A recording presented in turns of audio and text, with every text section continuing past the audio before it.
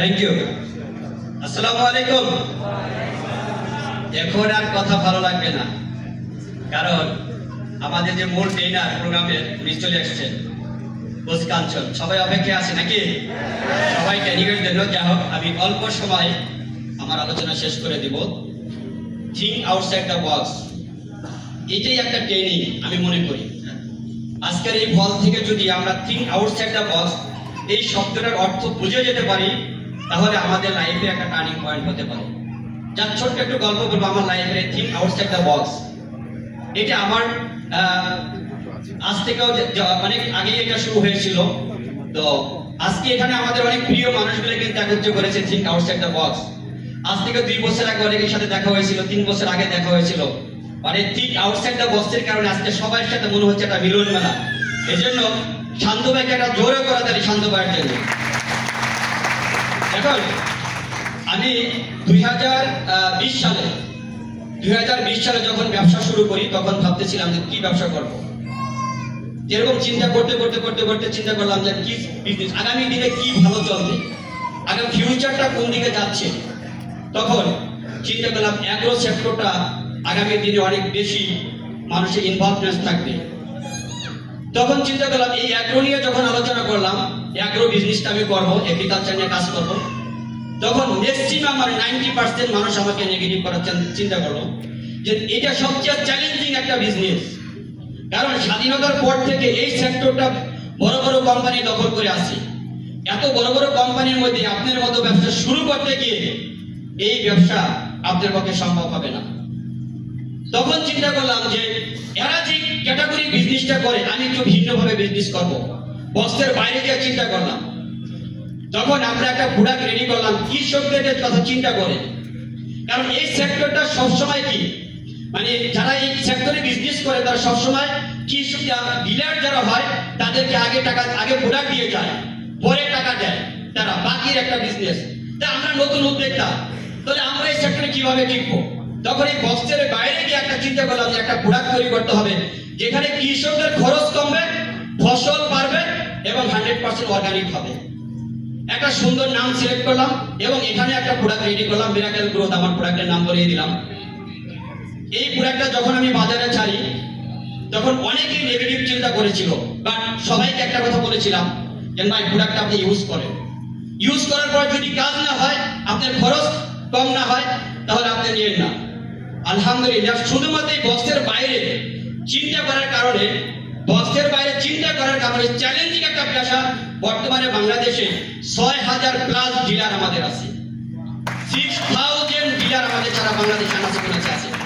এবং কৃষি মন্ত্রণালয় থেকে শুরু করে আমাদের এই প্রোডাক্ট নিয়ে যেখানে গিয়েছি আমরা দারুণ সাড়া পাচ্ছি এবং দারুণ রেসপেক্ট পাচ্ছি। একটাই কারণ হচ্ছে আপনাকে বক্সের বাইরে গিয়ে চিন্তা করার কারণে। আমি যদি একই প্রোডাক্ট একইভাবে নিয়ে যেতাম, তাহলে কিন্তু আজকে এই সাড়াটা পেতাম না। দেখেন উদ্যোক্তা যারা আমরা এসেছি, দেখেন আজকে যারা পৃথিবীর বড় বড় সফল ব্যক্তি যারা হয়েছে, এরা শুরুতে তাদের গাইডলাইন ছিল না, শুরুতে তাদের ট্রেনার ছিল না, বাট তারা চিন্তা করেছিল যে আমি ব্যবসা শুরু করব, তারা শুরু করে দিয়েছিল। আপনাকে একই কাজ করতে হবে, আপনাকে শুরু করতে হবে। শুরু করার পর আপনাকে আরেকটা জিনিস মাথায় রাখতে হবে, আপনি অভাবী হবেন, আপনার মনে জর্জরিত হবেন, আপনাকে মানুষ ইনসাল্ট করবে। এই 3টা কথাকে অলওয়েজ লাভ করতে হবে, মাথায় রাখতে হবে। ম্যাক্সিমাম বাংলাদেশে আমি যে জিনিসটা দেখেছি, ম্যাক্সিমাম উদ্যোক্তারা যেই ব্যবসাটা শুরু করে 2 বছর 3 বছর পরে যে ওই ব্যবসায় সে থাকে না। কারণ কি, অনেক লোনে জর্জরিত হয়ে যায়, অনেক সমস্যায় পড়ে যায়, অনেক ক্রাইসিসে পড়ে সে বিজনেসটাকে ওয়াইজ চেঞ্জ করে ফেলে। নো, আপনাকে ব্যবসা শুরু করার আগে একজন গাইডলাইন রাখবে, পিছন থেকে আপনি ছেড়ে দিতে চাইলো আপনাকে বলবে তুমি এটা ধরে রাখো, তুমি এই ব্যবসাটাই করো। যখন করোনা বাংলাদেশে আসলো, আমাদের ব্যবসা খুব ভালো চলতেছিল, আমরা একটা প্রোডাক্ট ধার করে শুরু করেছিলাম, আজকে লোকরাজ গ্রুপে পরিণত হয়েছিল। করোনার সময় আমাদের যে গুলশান যে অফিসটা ছিল, আমার সাথে যার সাথে দেখা হয় সেই বলতেছে এই অফিসটা ছেড়ে দাও, এই অফিসটা ছেড়ে দাও। আজকে 4 বছরের ব্যবধান তারা এসে বলতেছে গুলশানে কবে অফিস কিনবে। এবং এই জায়গাটায় আমিও একটা সিদ্ধান্ত নিয়েছিলাম, এই অফিসটা ছেড়ে দিব, হয়তো ছোট্ট একটা অফিস নিয়ে যাত্রা শুরু করব। পিছন থেকে আমার ওয়াইফ বাসায় আসলেই বলতো যে চেয়ারে তুমি বসেছো ওই চেয়ারেই থাকতে হবে, ওখান থেকে তোমাকে সফল হতে হবে। এটাই লাস্ট কথা আমার। প্রতিদিন খাবার টেবিল আসলে এই কথাটা আমাকে স্মরণ করিয়ে দিত। আমরা কিন্তু ওই অফিসে আছি, ওই চেয়ারে আছি, অনেকগুলো ক্রাইসিস ফেস করছি, অনেকগুলো সমস্যা ফেস করছি, কারণ আজকে কিন্তু ওই জায়গাটায় আসছি। আজকে আপনাদের শুনলে ভালো লাগবে, লুমিনাস গ্রুপ আজকে মাসের আগামীকালকে 1 তারিখ স্যালারি স্টেটমেন্ট দিয়েছে। 78 লাখ টাকা শুধু এমপ্লয় থেকে স্যালারি দিচ্ছি আমরা, আলহামদুলিল্লাহ। কারণ ঠিক আছে, এই জন্য আমি আপনাদের উদ্দেশ্যে যে মেসেজটা দিতে চাই, আপনি যেটা শুরু করবেন একেবারে প্রথম আপনি যে বিজনেসটা, এটাইকে আপনি সফল হওয়ার চেষ্টা করেন। এখান থেকে আপনি ওয়েল চেঞ্জ করেন না, বিজনেসের ধরন চেঞ্জ করেন না, এখানে একটু ভিন্নতা নিয়ে আসেন, এটাকে কোয়ালিটি ডেভেলপ করেন, এটাকে আপনি কি আরো ভালোবাসেন, দেখবেন আপনি এখান থেকে আপনি শীর্ষে যাবেন। আমরা সফলতার গল্প শুনি বাট মানি না, আমরা অনেক ট্রেনিং শুনি বাট ট্রেনিং থেকে মেসেজ দেই না, এখান থেকে যাওয়ার পর কি হয় আমরা ভুলে যাই। যারা সফল হয়েছে তাদের দেখবেন শুরু থেকে একই বিজনেস ছিল, তার অভাব ছিল, ক্রাইসিস ছিল, অনেক সমস্যায় জর্জরিত ছিল, বাট তারা অভাব ছিল, তারা ওয়েল চেঞ্জ করে নাই। আমি আজকে আপনাদের একই কথা বলতে চাই, আপনারা ওয়েল চেঞ্জ করে না, শুরু করে দেন, শুরু করে দেন।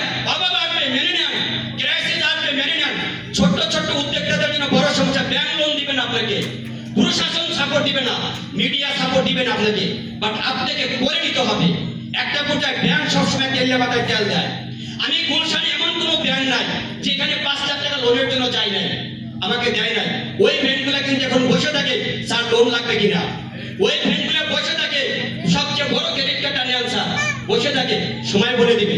এই জন্য সবাইকে বলবো শুধু লেগে থাকেন এবং শুরু করেন এবং শেষ পর্যন্ত থাকেন, দেখবেন এক সময় আপনার ইনভেস্টরের প্রয়োজন হবে না, আপনি অনেক ভালো ভালো ট্রেনিং পাবেন। এখন প্রযুক্তির যুগ, প্রযুক্তির যুগ, আপনি যখন যেটা চান ওটাই কিন্তু আপনার হাতের কাছে আসবে। আমি কথা বাড়াবো না কারণ সময় শর্ট, ট্রেনিং এর জন্য সবাই